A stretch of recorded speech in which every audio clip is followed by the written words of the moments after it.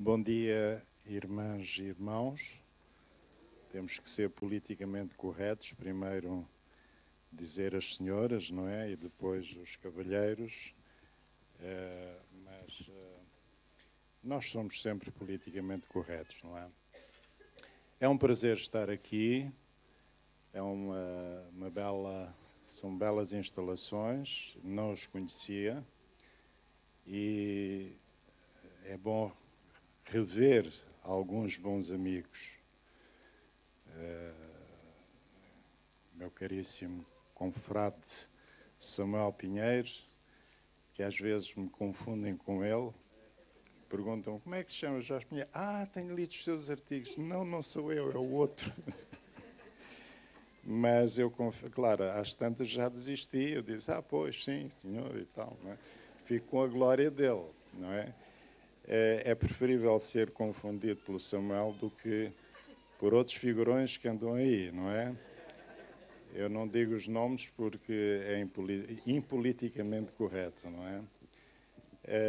Trago um cumprimento especial da minha filha Erika para a Carla. Ela disse dá lá um beijinho. E é curioso que há mais um elo entre nós. É que a minha quarta filha também se chama Inês. Se calhar, não sei se foi coincidência, se foi intenção, mas espero que a vossa Inês seja uma menina tão querida quanto a minha Inês. E outros irmãos que me cumprimentaram, e também fiquei muito contente por ver a delegação da Guiné-Bissau, embora eu não seja da Guiné-Bissau, mas ando lá perto. Gosto de eu, coisa que bufla, que Deus também, que ele chão de Guiné. Há uma certa ligação, porque ambos falamos crioulo. É um crioulo mais suave, o crioulo deles é mais fundo, mas dá para entender. Né? Deus ricamente abençoe esta igreja, esta comunidade, e que vos faça prosperar no conhecimento da palavra de Deus, que é de facto o mais importante. Antes de entrarmos na explanação da palavra de Deus, eu quero agradecer ao vosso pastor esta oportunidade de vir anunciar o meu livro, que se chama O Manuscrito Inacabado, que é um comentário sobre João capítulo 16, versículos 1 a 16. Inicialmente era para ser sobre todo o capítulo, simplesmente quando cheguei ao versículo 14, porque cada capítulo é sobre um versículo, já é em cerca de 200 páginas ou coisa do género, e eu pensei, se eu continuo por este ritmo, isto torna-se uma espécie de José Rodrigues dos Santos, não é? Daqueles tijolões, quem é que vai ler? Então resolvi parar no versículo 16. Espero que os irmãos e as irmãs apreciem. Não é um livro para ser lido como um romance, porque não é. E eu tenho um amigo muito chegado que diz: desculpa lá, ainda não li o livro, porque quando começo a ler eu adormeço. Então, quem tiver sono ou quem tiver dificuldade em dormir à noite, pegue e garante que vai adormecer. Diz ele, não sei. Eu espero que apreciem. Ele chama-se Inacabado porque, para já é inacabado, na verdade, porque na verdade era para ser todo o capítulo e não foi, apenas fica metade.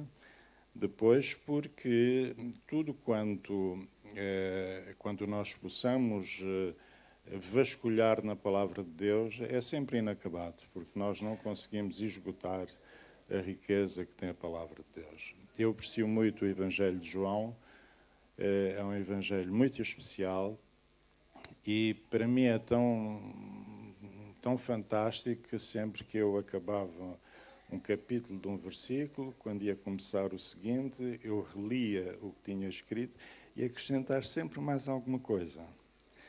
Então, o livro foi aumentando, e é por essa razão, uma das razões porque é inacabado. Mas é inacabado não porque haja continuação, mas porque, de facto, esta é a verdade central, a palavra de Deus não se esgota. E por mais que a gente vá lá e retire aquelas pepitas de ouro, há sempre mais que nós vamos encontrar. Então eu espero que sirva fundamentalmente de bênção para os irmãos, embora não seja uma leitura muito fácil, reconheço, não é? Eu estarei depois, não sei como é que é, de qualquer maneira, para que saibam quanto é, porque eu não gosto de falar destas coisas, mas pronto, isto na Capu está a 14 euros, mas aqui não fica a 14, fica a 10, pode ser? Então, em relação a isto, estamos conversados, não é? Então, eu agradecia que abrissem as vossas Bíblias no Evangelho de Mateus, capítulo 16, a partir do versículo 13. Se não se importam, irmãos, por uma questão de reverência para com a palavra de Deus, importam-se que levantemos para lermos a palavra.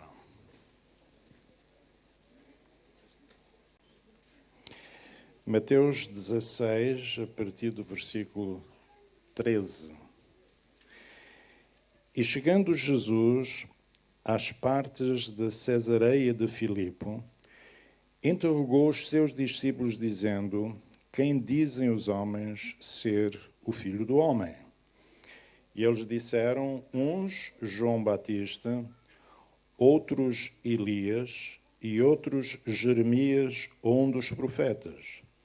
Disse-lhes ele: E vós, quem dizeis que eu sou? E Simão Pedro respondendo disse-lhe: Tu és o Cristo, o Filho do Deus vivo. E Jesus respondendo disse-lhe: Bem-aventurado és tu, Simão Bar-Jonas, porque tu não revelou a carne e o sangue, mas meu Pai que está nos céus. Pois também eu te digo que tu és Pedro, e sobre esta pedra edificarei a minha igreja, e as portas do inferno não prevalecerão contra ela. E eu te darei as chaves do reino dos céus, e tudo o que ligares na terra será ligado nos céus, e tudo o que desligares na terra será desligado nos céus. Então mandou aos seus discípulos que a ninguém dissessem que ele era o Cristo. Desde então começou Jesus a mostrar aos seus discípulos que convinha ir a Jerusalém e padecer muito dos anciãos e dos principais dos sacerdotes e dos escribas, e ser morto e ressuscitar ao terceiro dia. E Pedro, tomando-o de parte, começou a repreendê-lo, dizendo: Senhor, tem compaixão de ti, de modo nenhum te acontecerá isso. Ele, porém, voltando-se, disse a Pedro: Para trás de mim, Satanás, que me serves de escândalo, porque não compreendes as coisas que são de Deus, mas só as que são dos homens. Senhor, nós te damos graças pela tua palavra. Tu não nos deixaste sozinho, mas nos deixaste com orientação para sabermos aquilo que devemos fazer para te agradar. Senhor, te louvamos por esta porção da tua palavra que é tão importante e te rogamos que, mais do que os meus comentários, esta palavra caia no coração de cada um de nós, Senhor, e que faça o propósito, cumpra o propósito para o qual tu permitiste que ela ficasse registada. Em nome de Jesus, nós oramos. Amém. Podem sentar-se. Nos 4 evangelhos nós temos referência a este episódio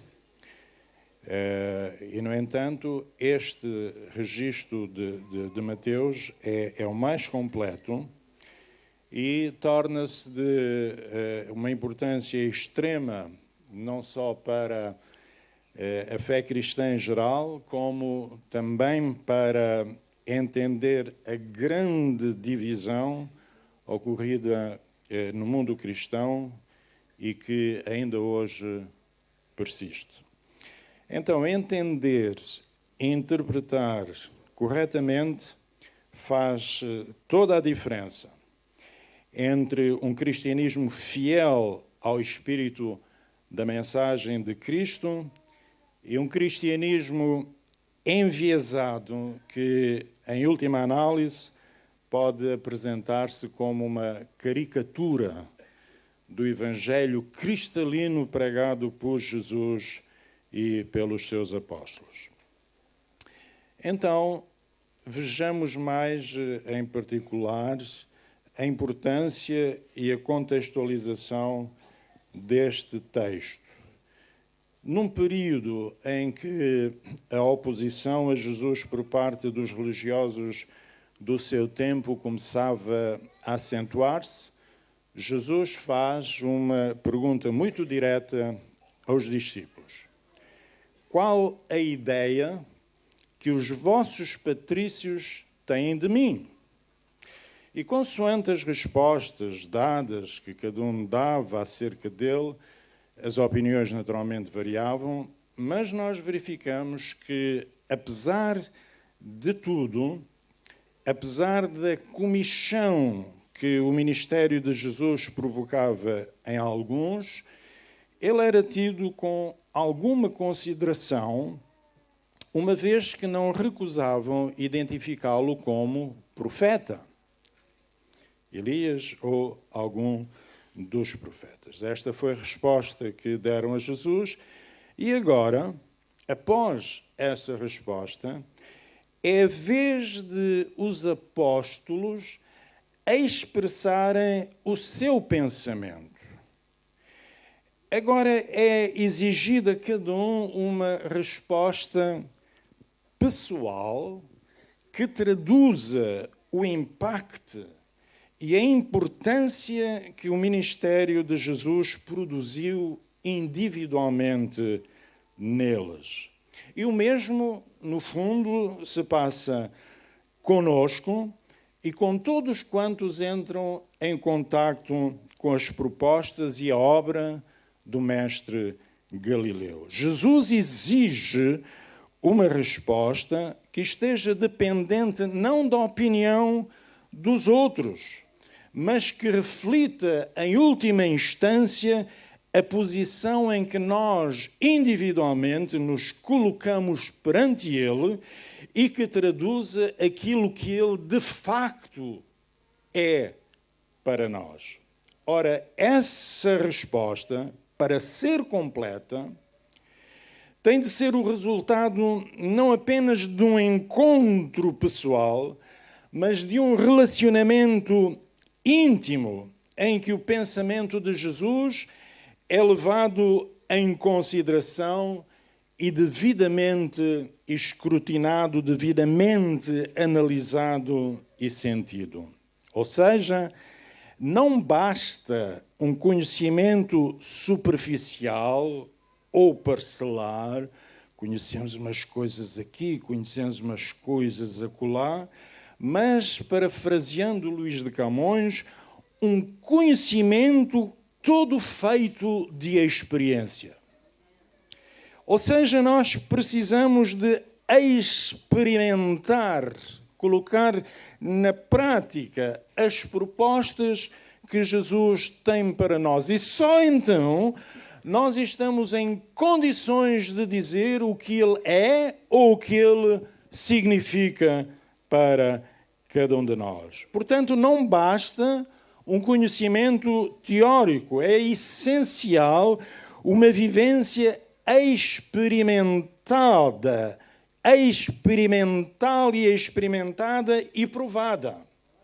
E só depois nós nos podemos pronunciar com qualidade sobre a validade da mensagem de Jesus e a eficácia da sua obra. E é neste registro que devemos entender e interpretar a resposta de Simão. Eu vou ter o cuidado de me referir ao apóstolo apenas como Simão, e virão entender porquê. Simão, quando Jesus lhe pergunta diretamente. E é interessante que, naquele momento, Simão está sozinho. É ele e Cristo. Ele não está dependente dos seus colegas, dos seus amigos, não está dependente da opinião dos outros.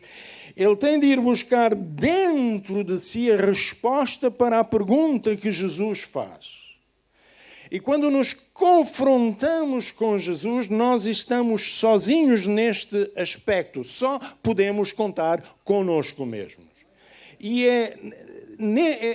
então que assim é neste registro que nós podemos entender e interpretar a resposta que Simão dá. Tu és o Cristo, que significa o Messias, o Salvador aguardado, o Filho do Deus vivo. Talvez para nós Messias não diga muito. O vosso pastor já tem uma certa idade, mas eu ainda sou do tempo em que se bebia um café por menos de 1 cêntimo. Eu sou mesmo antigo. Ainda sou de um tempo em que para ir ali a Badajoz tínhamos de pedir autorização militar, e em que as senhoras para irem a Badajoz tinham que estar no passaporte do marido. E ainda sou do tempo em que se dava a volta a Lisboa por meio cêntimo de elétrico. Eu sou desse tempo. Então, eu lembro-me do meu tempo de menino, em que havia um programa na televisão, era o Senhor Messias. Falava um pouco assim, não sei o quê e tal, muito giro, muito engraxado. E há muitas pessoas que pensam que o Messias é assim um nome sem grande significado, e não sabem.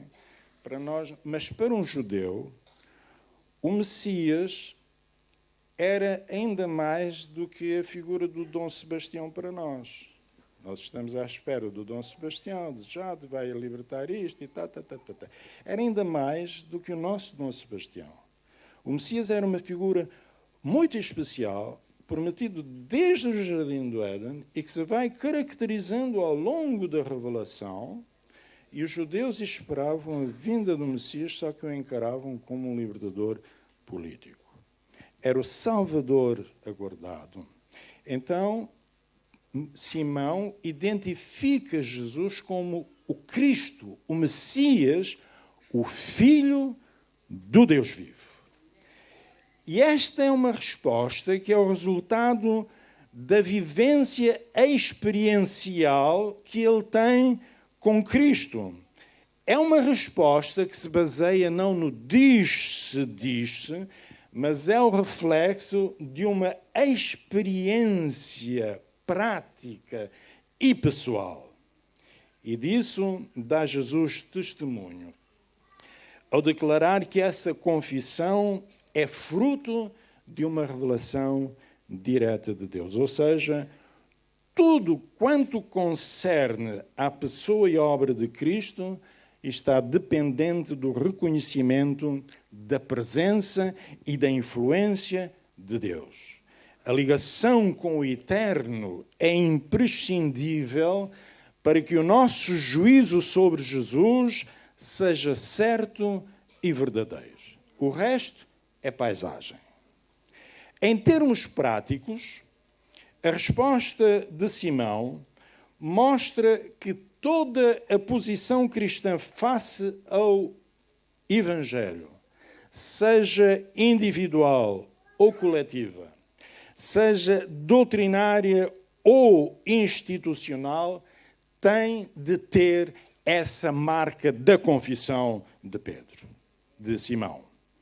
Na base de tudo quanto nós construímos em nome de Cristo, tudo tem de estar na base dessa confissão, da base dessa construção, tem de estar esta confissão apostólica dada através de Simão. Jesus Cristo, o Mestre Galileu, é o Messias prometido, é o Filho do Deus vivo. E toda a posição e todo o edifício doutrinário que se afastem dessa verdade devem ser rejeitados liminarmente, sem apelo nem agravo, porque não estão em sintonia com a verdade bíblica, que é a única que deve guiar os nossos passos no relacionamento com a vontade e os desejos de Deus. Mas este episódio não termina com a confissão de Simão. Em resposta à declaração do apóstolo, Jesus faz uma declaração que tem sido pedra de tropeço dentro da cristandade. Também eu te digo que tu és Pedro, e sobre esta pedra edificarei a minha igreja, e as portas do inferno não prevalecerão contra ela. Versículo 18. E depois acrescenta: e eu te darei as chaves do reino dos céus, e tudo o que ligares na terra será ligado nos céus, e tudo o que desligares na terra será desligado nos céus. Versículo 19. E note-se, no versículo 18, o também, que vem a seguir à confissão. Note-se também que significa que não apenas vem no seguimento do que se disse atrás, tu és o Cristo, o Filho do Deus vivo, mas manifesta-se como seu complemento, ou seja, as duas declarações estão intimamente ligadas porque estão extremamente relacionadas entre si, o que nos leva a aceitar que as duas declarações são indissociáveis, funcionam como uma espécie de frente e verso de uma mesma realidade. Isto às vezes custa-nos a entender, mas eu não estou a inventar nada, estou a citar o que está escrito aqui na Escritura. Perdão.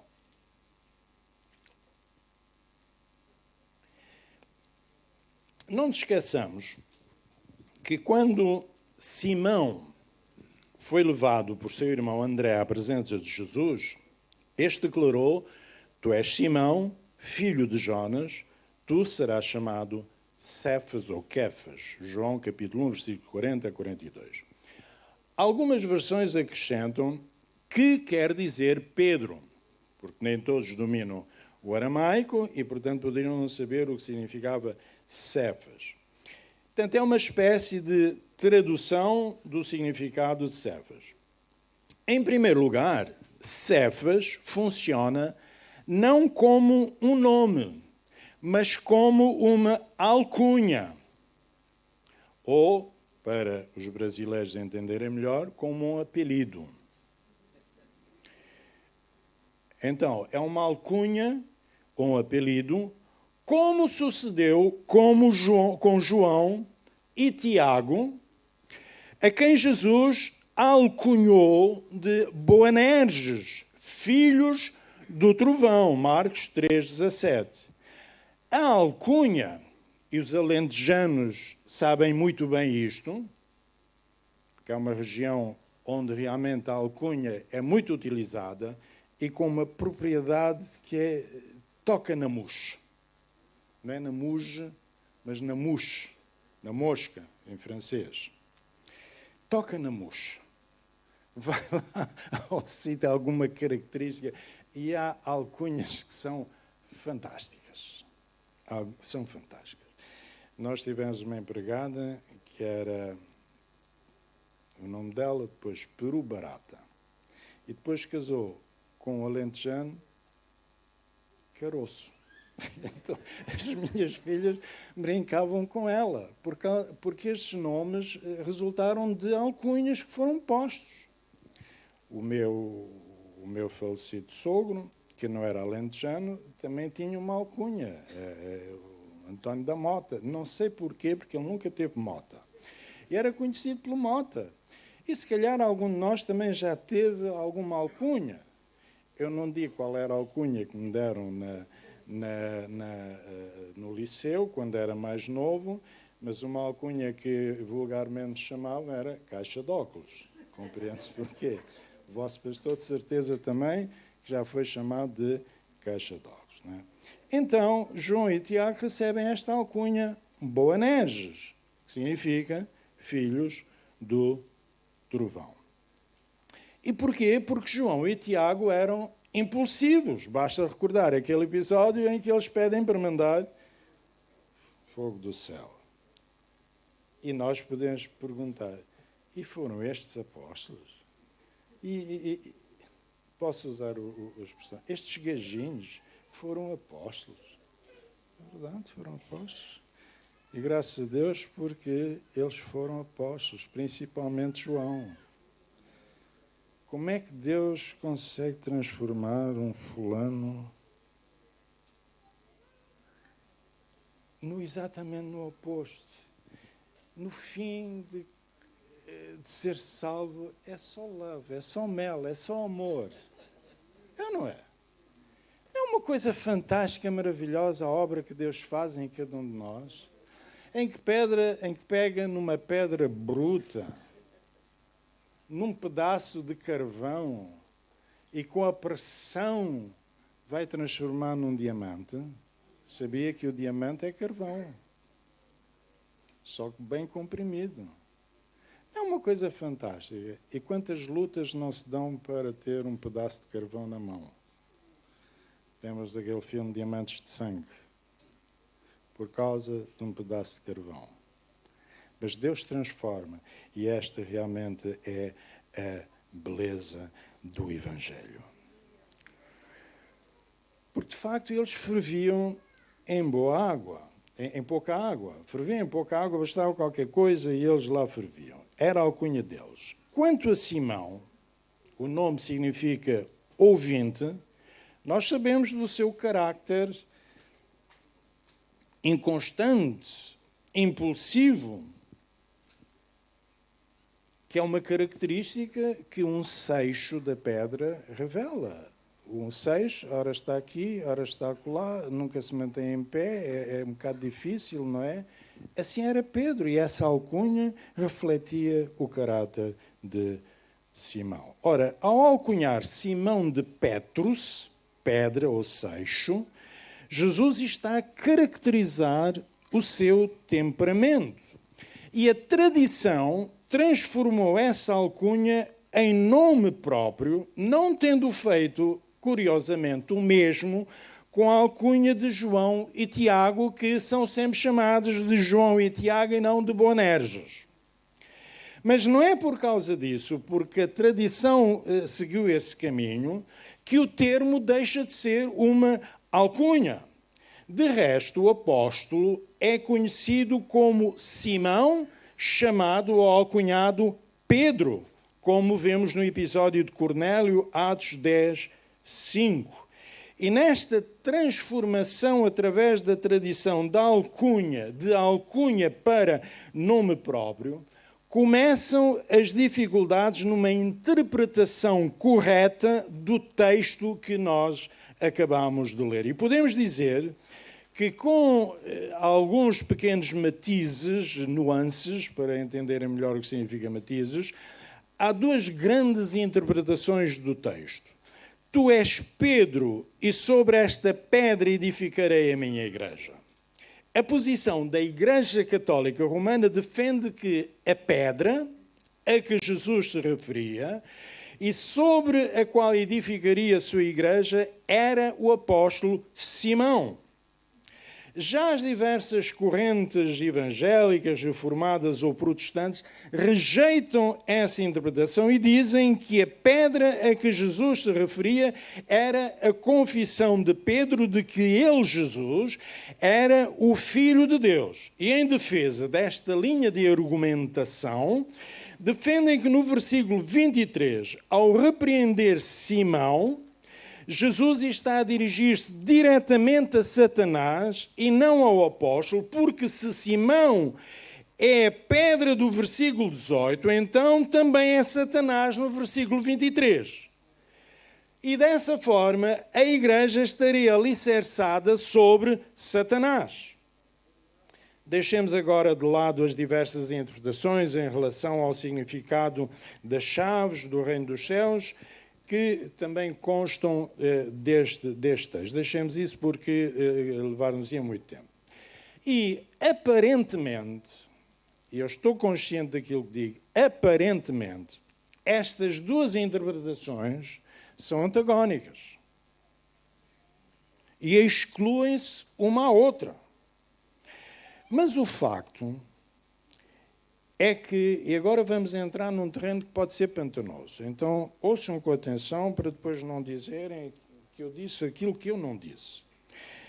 Mas o facto é que não é por ser uma análise realizada por alguém de cujas posições podemos discordar que essa análise está errada. Entendem? Não é pelo facto de alguém não ter as mesmas posições que eu, que faz uma análise, que a sua análise está errada. E é caso para perguntar, uma destas interpretações está errada? Qual? Ou estarão ambas certas, tudo dependendo da perspectiva em que nos colocamos? É um pouco a história dos cegos e do elefante. Um pega pela tromba, outro pega pela perna, outro pega pela cauda, e são descrições diferentes da mesma realidade. Estão erradas? Não, são complementares. Será que estamos numa situação assim, neste caso concreto? Em primeiro lugar, meus irmãos e minhas irmãs, nós devemos sempre fugir da tentação de rejeitar liminarmente o que o outro lado diz só porque não lê pela mesma cartilha que nós. E eu dou um exemplo. Quando o Papa Francisco diz, e há muito que nos separa, há muita coisa que nos separa, nem sempre eu concordo com o que ele diz. Mas quando o Papa Francisco diz, o pastor, eu não prefiro o pastor, o pastor, eu falo em geral, o pastor deve ter o cheiro da ovelha. Eu tenho de aplaudir, porque pastor que é pastor tem que se relacionar com as suas ovelhas. Tem que ter o cheiro delas, o cheiro no sentido de haver esta ligação. Porque o pastor não é assim uma espécie de ser intocável que está lá em cima e nós estamos cá em baixo. Isso era no tempo dos reis. E nem todos eram assim. Então não é pelo facto do Papa ser Papa que eu vou dizer, não, quem é que disse isso? Foi Papa? Então não. Então nós temos de analisar o que o outro diz, independentemente da sua origem. Em última instância, isso levar-nos-ia, se nós seguimos esse caminho, levar-nos-ia a interpretar um texto bíblico por reação à posição contrária, só porque nós estamos em campos diferentes e até opostos. Ora, a Escritura não tem de ser interpretada em reação aos outros, mas a Escritura interpreta-se por si mesma. E é nesta base, é sempre nesta base, que qualquer texto deve ser lido e interpretado, independentemente das posições doutrinárias de quem faz uma determinada interpretação. Então isto significa que a interpretação católica romana não deve ser rejeitada só porque é a posição da Igreja de Roma. Nós temos de ver se ela está consonante com a palavra de Deus. E se estiver, nós só temos de dizer amém. Mesmo que nos faça alguma comichão por causa das nossas tradições interpretativas. Entendem o que eu estou dizendo? Então, todo o texto bíblico deve ser escrutinado não segundo a nossa posição pessoal doutrinária, ou segundo a nossa simpatia ideológica ou teológica, mas segundo a própria Escritura. Porque se nós interpretamos a Escritura segundo a própria Escritura, então, meus amigos e meus irmãos e minhas irmãs, nós estamos no caminho certo. É o que acontece também com os cânticos. Eu tenho ouvido cada cântico que me dá... Eu já não tenho muito cabelo, mas eu quase fico sem cabelo. Que eu fico, mas como é possível que isto tenha passado pela liderança? Como é que a liderança deixou passar isto? São coisas que são verdadeiras, algumas, abominações. Eu não vou dar exemplos, porque não sei se cantam aqui ou não, e poderiam pensar que me deram um recado. Não me deram recado nenhum. Mas tenham atenção ao que cantam. E quando cantarem, centrem bem. Por exemplo, cantou-se no princípio, aquele hino, Tu és fiel, Senhor. É um hino que eu gosto muito, mas sempre que eu canto aquela parte final, eu estou sempre a pensar, Senhor, Tu és fiel a mim, não por causa de mim, mas por causa da Tua palavra. É que se nós pensamos que Deus é fiel a mim, por causa de mim, dos meus lindos olhos, então o nosso cristianismo, desculpem, é uma palhaçada. E cheio de palhaços no púlpito, está este mundo cheio. Quando há um palhaço que diz, eu tentei até o nome de Jesus e não resultou, mas eu enfrentei o diabo com... Mas que é isto? Isto é uma palhaçada, desculpem, isto é uma palhaçada. E o púlpito não é para palhaços, com todo o respeito pelos palhaços. O púlpito é para ser pregado a pura palavra de Deus. O resto é paisagem, o resto é conversa. E quando nós cantamos, nós devemos cantar, e quando oramos, devemos orar segundo a palavra. Não segundo alguma ideia, alguma moda que existe, não. Mas segundo a palavra, que a palavra esteja sob os nossos pés, porque ela nos sustenta e nos guia. Ora, isto, parece que já molhei, já meti água. Pois foi. Mas como a palavra de Deus diz que é pelo Espírito, pela água, então vai um bocadinho de água, desculpa lá. Então, não há... Vamos então ver o que a palavra de Deus diz. Não há a mínima dúvida de que a obra e a doutrina de Cristo, ou seja, a própria pessoa de Cristo, é o alicerce da Igreja. Ou, segundo a expressão bíblica, é a pedra de esquina preparada por Deus, fundamento sobre o qual todo o edifício eclesiástico se baseia e deve ser erigido. Bastaria consultar Efésios, capítulo 2, versículo 20 e 21, que declara, e cito, Jesus Cristo é a principal pedra de esquina, a principal pedra de esquina. É o que lá está escrito. É a principal pedra de esquina. Não é por acaso está lá principal. É primeira. É fundamental. No qual todo o edifício bem ajustado cresce para templo santo no Senhor. E que acaba por ser o cumprimento do que o salmista havia já declarado. A pedra que os construtores rejeitaram tornou-se a pedra angular. Salmo 118, 22. E de quem Zacarias havia profetizado, eis que a pedra angular sairá de Judá. Zacarias 10, 4. E para que não haja dúvidas, basta recorrer à declaração de Paulo em 1 Coríntios 3, 11 a 16. Porque ninguém pode pôr outro fundamento além do que já está posto, o qual é Jesus Cristo, para logo de seguida alertar para todo o tipo de edificação que estamos a erguer. A obra de cada um se manifestará e o fogo provará qual seja a obra de cada um.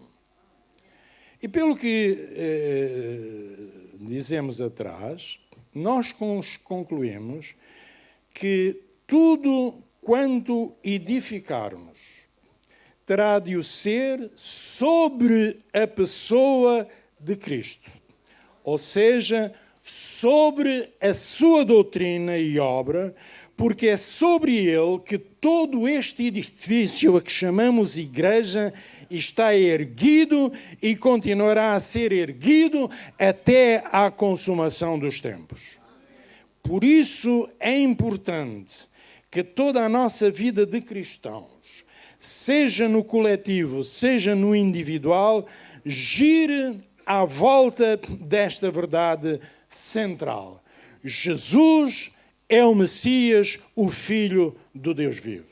Tudo quanto fuja desta verdade central surge como uma caricatura ou paródia do verdadeiro Evangelho e nega, em última instância, toda a revelação divina. Mas a palavra de Deus revela-nos algo mais sobre este alicerce da Igreja. Em Efésios 2:19 a 20, Paulo declara que já não somos mais estrangeiros, mas estamos edificados sobre o fundamento dos apóstolos e dos profetas. Mas Cristo continua a ser a principal pedra de esquina. Mas nós estamos edificados sobre o fundamento dos apóstolos e dos profetas. Não sou eu quem está a dizer, é Paulo. E ele acrescenta, para que não haja dúvidas, de que Jesus Cristo é a principal pedra de esquina.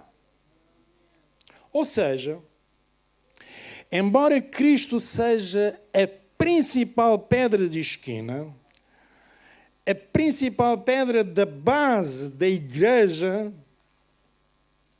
também dessa base da igreja constam os apóstolos e os profetas. Ou melhor dizendo, os ensinos dos apóstolos e dos profetas.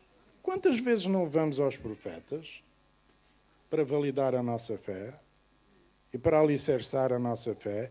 Quantas vezes não vamos aos apóstolos para alicerçar a nossa fé? Então, esses ensinos também fazem parte da base em que a igreja está a ser edificada, ou seja, a igreja tem vindo a ser edificada também sobre esse alicerce. Na realidade, toda a nossa vivência cristã baseia-se nos ensinos magníficos desses crentes que, em expectativa, os profetas, ou por experiência, os apóstolos, eles foram beber à pedra de esquina principal, que o mesmo é dizer que todo o nosso viver cristão deve estar baseado em toda a palavra de Deus revelada nas páginas da Bíblia Sagrada. E para que não houvesse dúvidas, a visão joanina do Apocalipse declara enfaticamente que o muro da cidade, da Santa Jerusalém, tinha o quê? 12 fundamentos e neles os nomes dos 12 apóstolos do Cordeiro. Apocalipse 21:14. E o apóstolo Simão reforça esta ideia. Depois de nos alertar para nos chegarmos a Jesus, ele declara, em 1 Pedro 2, 4 a 6, vós também, e ele está a falar também para nós, como pedras vivas, sois edificados casa espiritual e sacerdócio santo. Ou seja, por fazermos parte deste edifício que se chama a Igreja, nós, os cristãos, os remidos do Senhor, somos pedras vivas desse mesmo edifício. E vivas não apenas porque temos vida espiritual, mas porque estas pedras são úteis e estão a ser utilizadas na edificação da Igreja.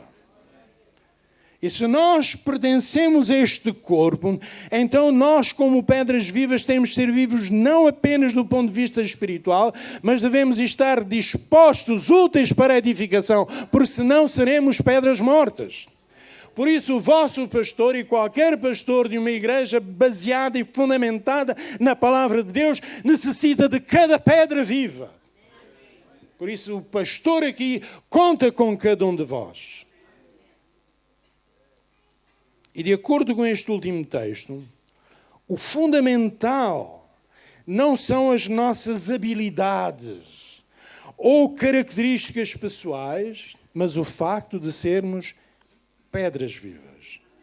E somos pedras vivas, não só porque nós conhecemos o Salvador e Ele nos remiu, tendo nós aceitado essa remissão, como Ele nos deu um novo nome. Apocalipse 2:17, pelo qual Ele nos conhece. Simão era inconstante e impulsivo. João e Tiago eram rancorosos. E que dizer de alguns dos outros apóstolos cujo temperamento conhecemos? Um deles era guerrilheiro. Os irmãos Zelota. E sabem que os Zelotas eram pior do que muitos tijolos que andam por aí, tijolos della sinistra.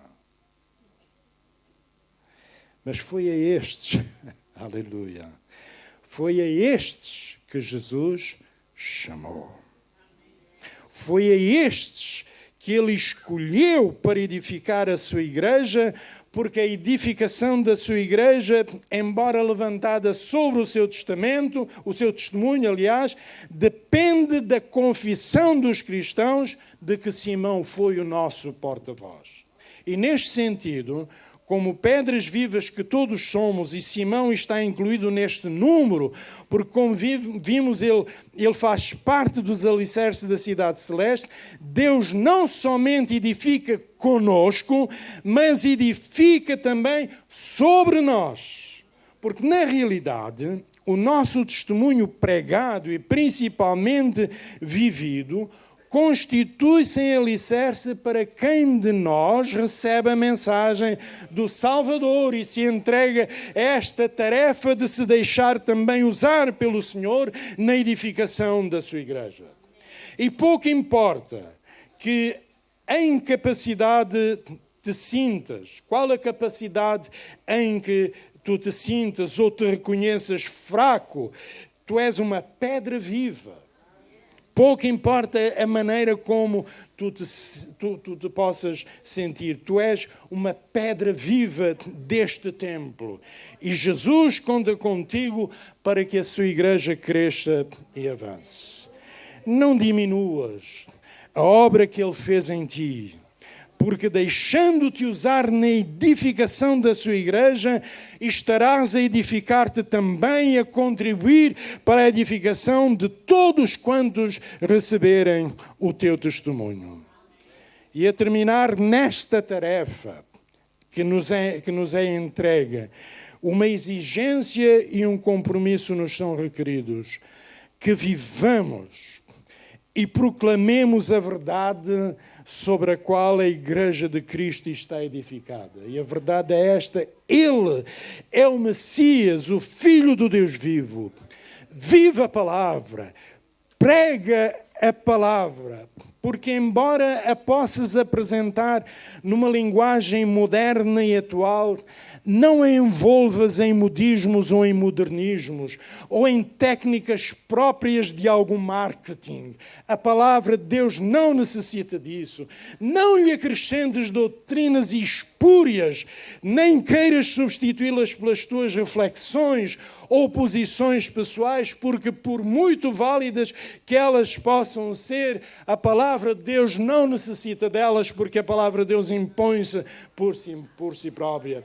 E quando entregares a alguém a palavra de Deus, embora transmitida por palavras tuas, que elas venham embrulhadas no Espírito do Eterno, pois é Ele quem faz a obra. Quando deres uma palavra, que aquilo que o teu ouvinte retiver sejam não as palavras da tua reflexão, mas a palavra segura da revelação que estiveram na base da tua reflexão. Então fica com a palavra de Deus, não fiques com as minhas palavras, fica com a palavra de Deus, e a palavra de Deus diz que Jesus Cristo é o Messias, o Filho do Deus vivo, que Ele é o fundamento, que tu és uma pedra viva, que Deus conta contigo para a edificação da sua igreja. Não diminuas a sua palavra. Não te diminuas, meu irmão. Eu não sei, eu não sou. Pouco importa o que és ou o que deixas de ser. Deus conta contigo e Ele escolheu-te independentemente daquilo que tu és. Pouco importa que tu sejas um Cefas ou sejas um Boanerges. Tu és um filho de Deus e Deus deu-te um novo nome pelo qual tu és conhecido. Mas também não te exaltes. Graças a Deus que eu sou humilde, não é? Já deixou de ser humilde.